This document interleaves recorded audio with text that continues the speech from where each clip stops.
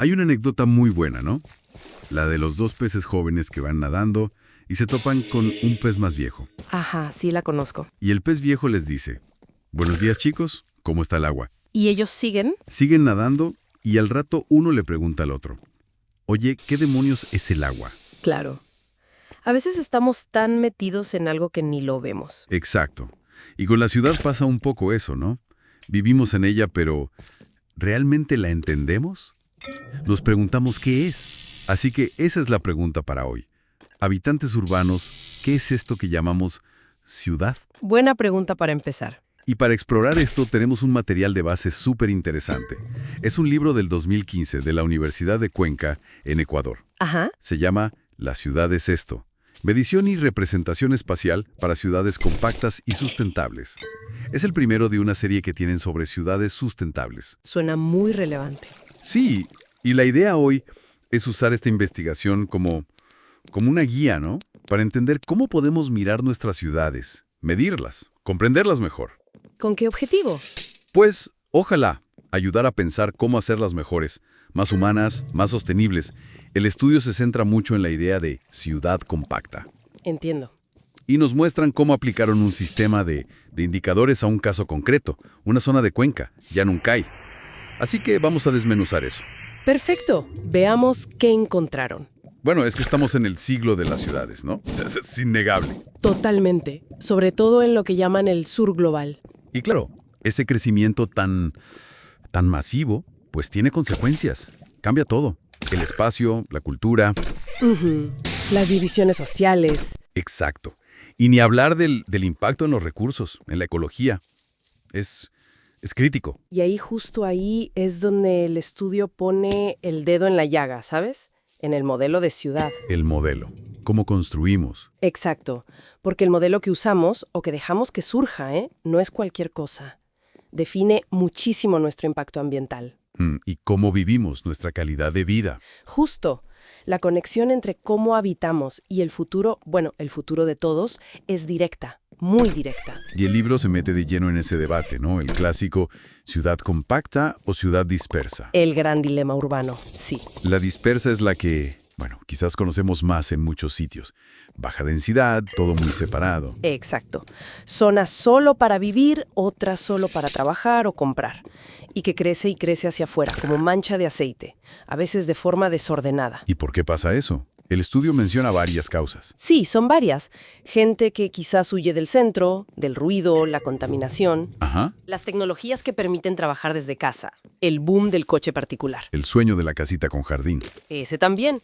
Y cambios sociales. Familias más pequeñas, la mujer trabajando fuera. Todo influye. Y frente a eso proponen la ciudad compacta, que sería lo opuesto. Básicamente, más densidad, sí, pero también más mezcla de actividades, más cohesión. Y una idea clave, más espacio para la gente, menos para el coche. El estudio es bastante crítico con el modelo disperso, por lo que veo. Sí, documenta muy bien los problemas. En lo económico, por ejemplo, es carísimo mantener servicios básicos, agua, luz, calles, en zonas tan extendidas y poco pobladas. Claro, llevar todo hasta allá. Y controlar la contaminación, la seguridad vial con tanto coche, también cuesta más. ¿Y en lo social? Que a veces es más difícil de ver, Pero igual de importante, fomenta la inequidad, no invita a caminar o andar en bici. lo que afecta a la salud. Exacto. Puede debilitar el sentimiento de comunidad, crea segregación, ricos por un lado, pobres por otro, perdemos espacio público bueno y genera mucha desigualdad en cómo nos movemos. El coche es el rey. Y el medio ambiente. Ahí el impacto es brutal. Se pierde suelo agrícola, naturaleza, biodiversidad, altera el ciclo del agua, daña el paisaje. Contaminación. Mucha. Del agua, del suelo, del aire por los coches, ruido y consume una cantidad enorme de energía y recursos. Citan estudios. Uno de NOCI dice que la dispersión causa un 20 a 50% más de contaminación. Es muchísimo. Y otro autor, Cervero, dice algo interesante. La tecnología, coches más limpios, etcétera, puede ayudar un poco con lo ambiental, pero los problemas sociales de la dispersión, esos no los arregla. Vale, entonces, la solución es apretarnos todos en el centro. Porque la ciudad compacta también tiene sus peros, ¿no? El estudio los menciona. Claro, no es una panacea. hay críticas importantes. Por ejemplo, la paradoja de la intensificación, ¿Qué es eso? que aunque en una ciudad compacta cada persona use menos el coche, si concentras mucho tráfico en un área pequeña, la contaminación ahí mismo puede empeorar. Ah, entiendo. El problema se concentra. Exacto. Y luego está el tema de si la gente quiere vivir así. Mencionan encuestas como las de Cerbero, donde mucha gente prefiere su casa sola con jardín. La tensión entre lo que quizá es mejor para todos y lo que uno quiere individualmente. Justo eso. Neumann lo llamó la paradoja. Densidad por la sostenibilidad o dispersión por la habitabilidad individual. Es un dilema real. ¿Y qué dicen los expertos que cita el libro? ¿Cuál es el camino? Pues muchos, como la Agencia de Ecología Urbana de Barcelona, que es una referencia clave en el estudio, apuntan a un equilibrio. Buscan, y cito más o menos, la ciudad compacta en su forma, compleja en su organización, eficiente en su metabolismo y cohesionada socialmente. O sea, no solo densidad por densidad. No. Se trata de una compacidad razonable, pero acompañada sí o sí de otras cosas. Transporte público excelente, facilidades para bicis, buenas aceras, parques. Crear un buen ecosistema urbano. ¿Y cómo ven la situación en América Latina, en Ecuador? El estudio dice que, desde los años 70 más o menos, con ciertas políticas y poca regulación, lo que ha dominado es el modelo disperso. Lo vemos en muchas ciudades grandes. Sí, Ciudad de México, Sao Paulo, Santiago, pero también en ciudades medianas como Quito. Y las críticas son las mismas. Es caro, ineficiente en transporte, malo para el ambiente. Y las periferias a veces quedan medio abandonadas, sin buenos servicios. Exactamente. En Ecuador, dicen, este crecimiento hacia los lados se aceleró mucho desde los años 50. Ok. Entonces, si queremos ir hacia ciudades más sostenibles, tenemos que poder medirlas, ¿no? Para saber dónde estamos parados. Fundamental. Pero medir una ciudad, es complicado. Me imagino. ¿Y qué propone el estudio? Usar indicadores, decías. Sí, un sistema de indicadores. Y aquí hay algo que me parece clave de lo que hicieron. No se quedaron con copiar modelos de fuera. Adaptaron. Exacto. Vieron que hay guías internacionales, de ONU Habitat y otras, pero que faltaba algo específico para Latinoamérica. Entonces tomaron metodologías que funcionan, como la de Barcelona o la de Sevilla, y las aterrizaron. Crearon indicadores que de verdad fueran relevantes para Ecuador, para Cuenca. Eso es importantísimo. No puedes medir igual en todas partes, para nada. Es como el ejemplo que mencionan en el libro. ¿Te acuerdas? El de Time to Eat the Dog. Ah, sí. El que comparaba la huella ecológica de las mascotas con un 4x4. Ese mismo. Y la conclusión era, sorprendente, que un perro mediano tenía más del doble de huella ecológica que la camioneta. Increíble. Y un pececito de colores como 2 celulares. Exacto. Y como dice la autora que lo cita, María Jesús González, ese ejemplo te muestra el peligro de usar métricas sin pensar en el contexto, sin parámetros locales. La conclusión lógica sería deshacernos de los perros y comprar todo terreno. Obviamente, ¿no? Pues claro que no. Necesitamos herramientas que midan lo que nos importa a nosotros, con nuestros valores. Qué es bueno o malo en una ciudad siempre tiene una parte subjetiva, social, que hay que considerar. Tiene todo el sentido. ¿Y cómo organizaron ellos su sistema de medición? ¿Qué ejes usaron? Definieron 4 ejes principales, basados en la metodología de Barcelona, pero adaptados. Primero, compacidad. Lo físico. Eso, la densidad, cuánto está construido, cuánto vacío, cómo es el espacio público, si se puede caminar bien, si hay transporte alternativo cerca. Lo tangible. Vale. Segundo. Diversidad de usos. O sea, ¿qué tan mezclado está todo? Si hay casas, pero también tiendas, oficinas, talleres. Si hay vida en la calle, si puedes hacer cosas cerca de casa. Exacto. Si los barrios se bastan un poco a sí mismos.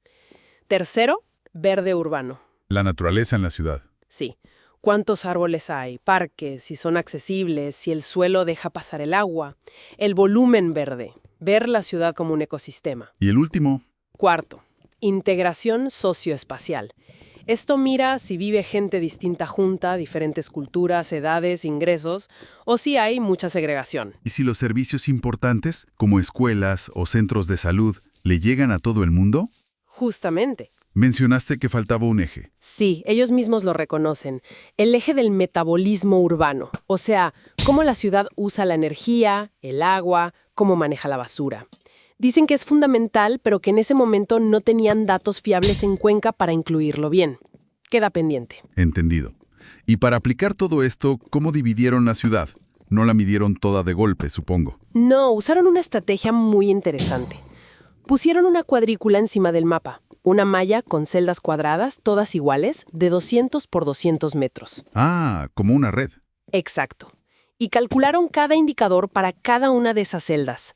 Esto les permite comparar zonas distintas con la misma medida y hacer mapas muy claros que muestran dónde se cumplen las cosas y dónde no. Y evita problemas técnicos de cómo defines los barrios, ¿no? Sí, ayuda a evitar ese problema de la unidad de área modificable, el MAUP.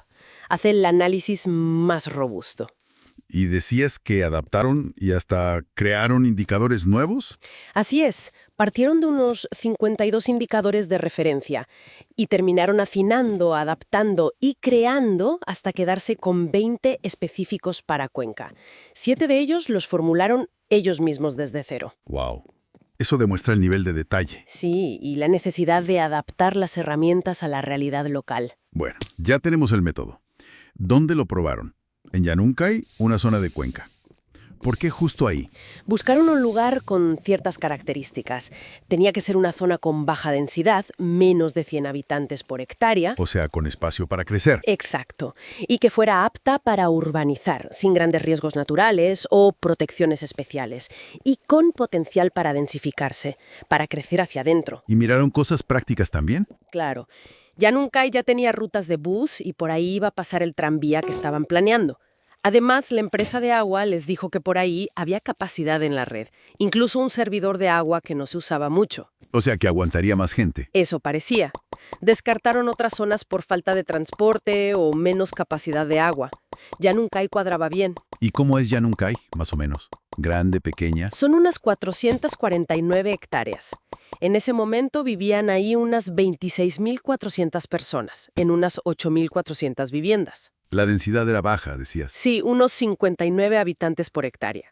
Claramente mucho potencial para desarrollarse de forma más compacta. Juntar todos los datos para 20 indicadores en cada cuadrito de 200 por 200 tuvo que ser un trabajo inmenso. Uf, sí. Usaron datos del censo y del catastro municipal que ya existían, pero vieron que no era suficiente. Necesitaban información mucho más fina y al día. Así que, a la calle. A la calle.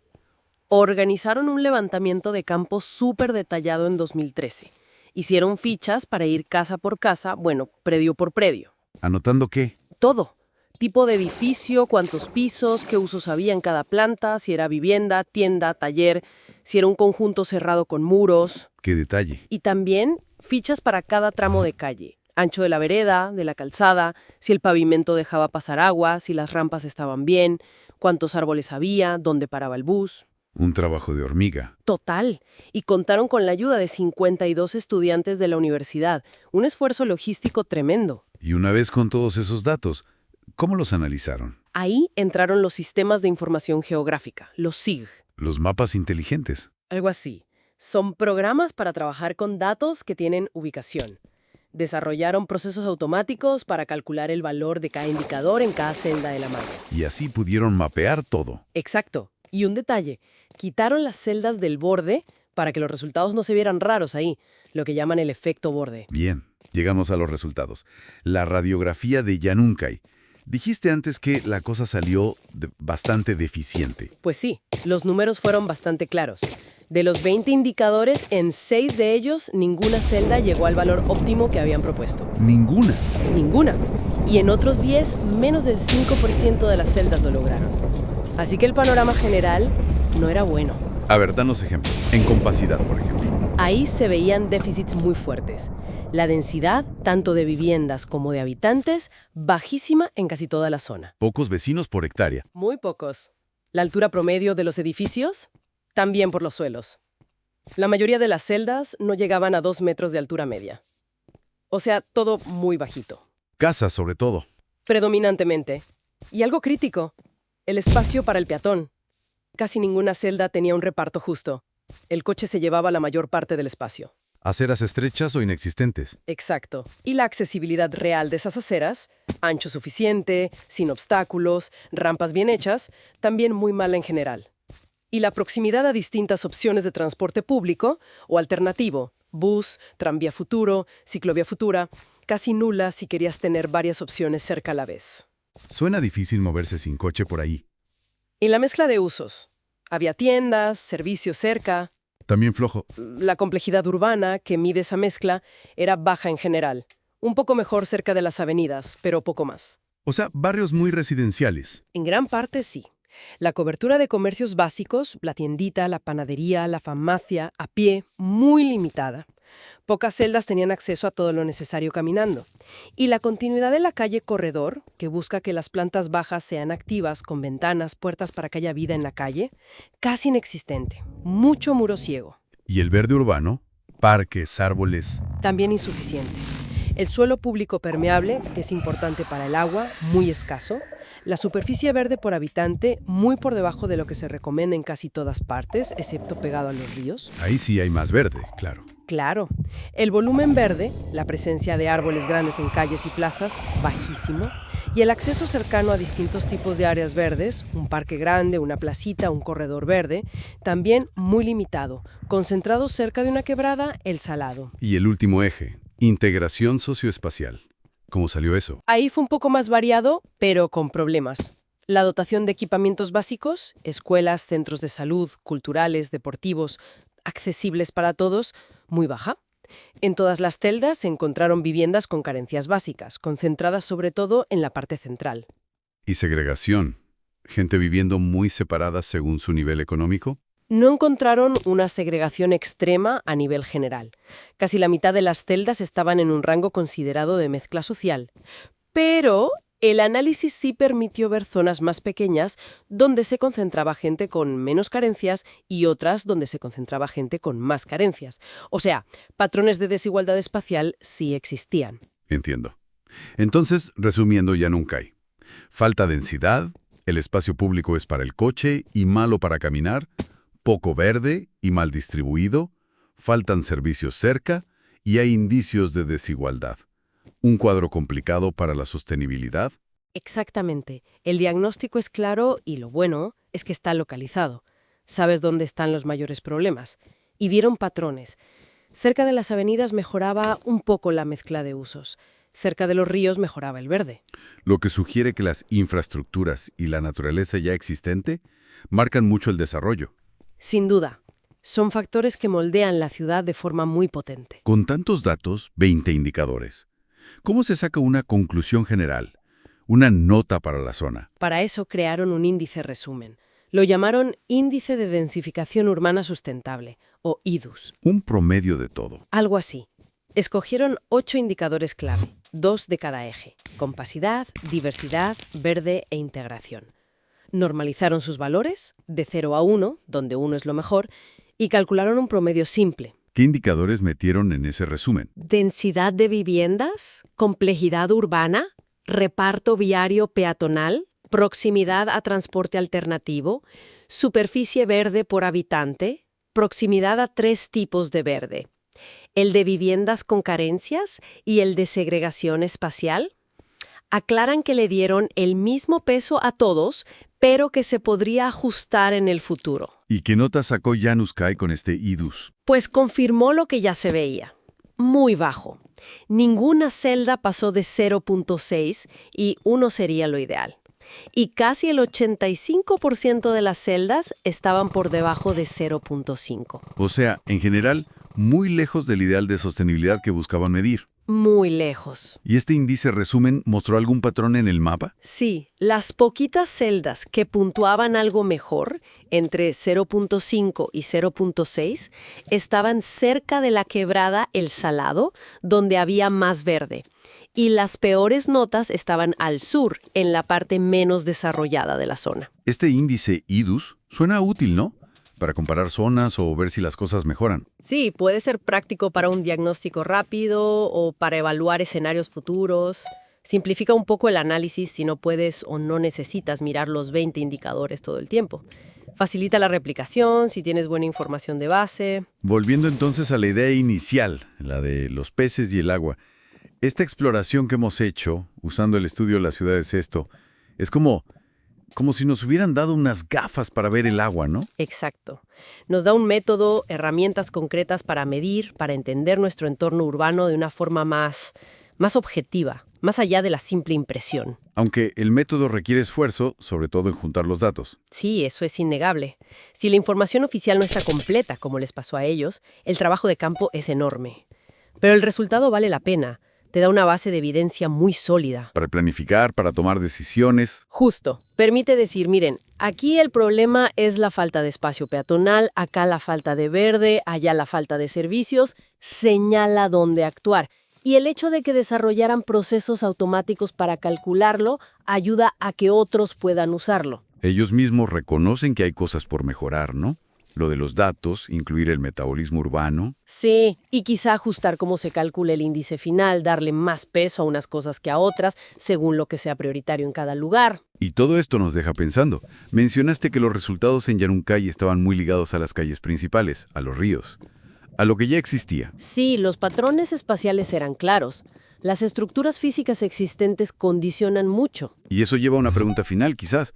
¿Cuánto del futuro de nuestras ciudades está ya, de alguna manera, marcado por esas estructuras que heredamos? Es una pregunta profunda. ¿Cuánto margen real hay para cambiar el rumbo hacia modelos más sostenibles, más justos? Sobre todo cuando sabemos que, bueno, que a mucha gente todavía le atrae la idea de la casa con jardín, la dispersión. ¿Cómo equilibramos esa meta colectiva de la sostenibilidad con esas inercias del pasado y los deseos individuales del presente? Ahí queda la reflexión. Una cuestión compleja para seguir dándole vueltas.